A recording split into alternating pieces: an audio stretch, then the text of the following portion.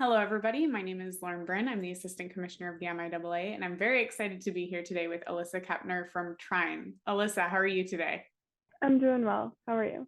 Good, good. So tell me a little bit about yourself. Yeah, so my name is Alyssa. I am a junior at Trine University and I play women's lacrosse. You've had a little bit of time within the MIAA as a junior. What have been some of your favorite things about competing in this conference?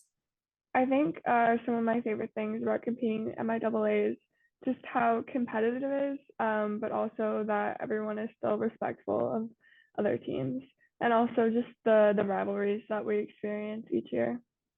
And who would you say is your favorite rivalry? I'd say my two favorite teams to play are Albion and Hope, just because the games each year are always extremely competitive. What made you choose Division Three specifically? What makes D3 special to you? So what made D3 special to me and why I picked it was because I wanted to make sure that I could keep a focus on my education, at the same time still playing lacrosse and spending time with the team. I'm sure you're pretty busy between your studies and lacrosse, but what hobbies do you have outside of that? Outside of school and sports, I really enjoy reading. My favorite genre is fantasy or sci-fi, but I also like to spend time outside and I like going to national parks. Your coach mentioned that you're majoring in chemical engineering, and you're also doing research. How do you balance your sport with all of this? I'd say the best way that I can do it is a lot of time management. And that means starting my homework extremely early, like either the day I get it or like the day after I get it, just to make sure that it doesn't like pile up and that I can get it all done.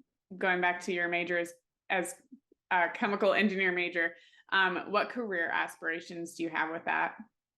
To be honest, I'm not exactly sure what direction I want to go in, just because there are so many different things that I can do with chemical engineering. At the moment, I'm kind of still considering going to grad school, which should just be another 4 or 5 years of education. But if I don't end up going to grad school, I think I would either work in manufacturing or pharmaceuticals. This past summer, you had the opportunity to do a research experience for undergraduate students at Penn State. Tell me a little bit about that. Yeah, so basically a research experience for undergrad students, that's also called an REU. And what it is just gives undergrad students the opportunity to work in a formal grad school setting.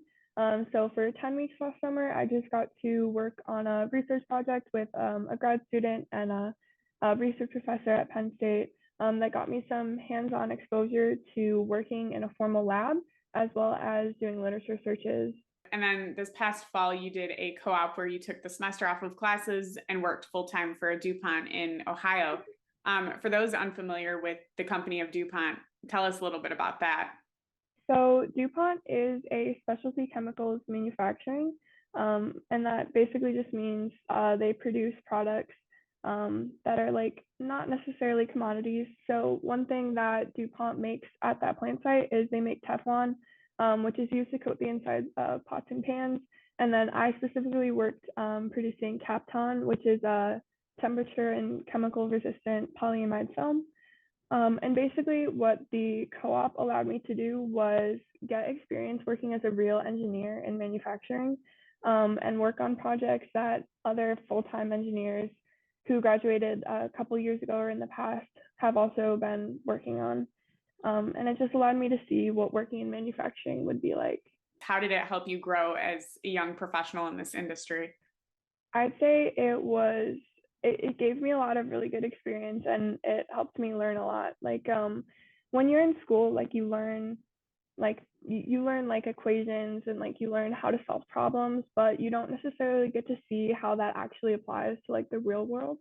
And it just allowed me to gain a much like better understanding of relating what we learn in school to what that's going to translate to in the next couple of years.